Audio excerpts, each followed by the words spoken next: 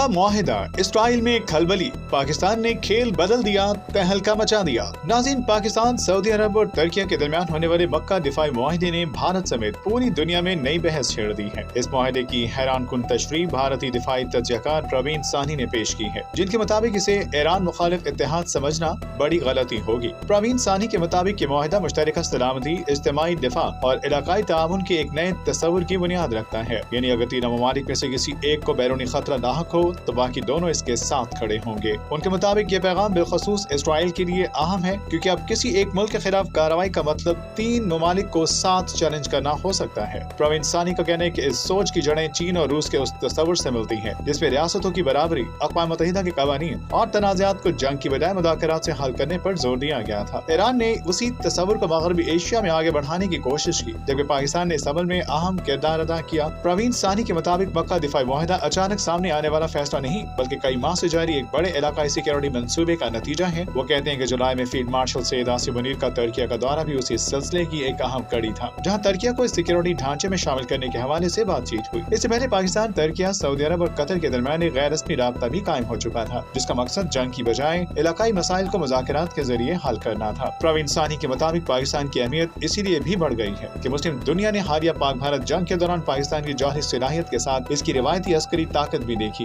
यही वजह है कि मुस्तकबिल में पाकिस्तान मुख्तलिफ मुस्लिम ममालिक के साथ मज़ीद दिफाई मुआहिदे भी कर सकता है। प्रवीण सानी के मुताबिक असल तब्दीली यह है कि मग़रबी एशिया की सलामती अब सिर्फ अमेरिका या किसी एक ताकत के हाथ में रखने की बजाय खित्ते के ममालिक खुद तय करने की कोशिश कर रहे हैं, और पाकिस्तान इस अमल में नुमाया किरदार अदा कर रहा है। मुल्की न्यूज़ की वीडियोस देखने के लिए हमारा चैनल सब्सक्राइब करें, बेल आइकन पर क्लिक करें ताकि आप हमारी आने वाली हर वीडियो से बाखबर रह सकें।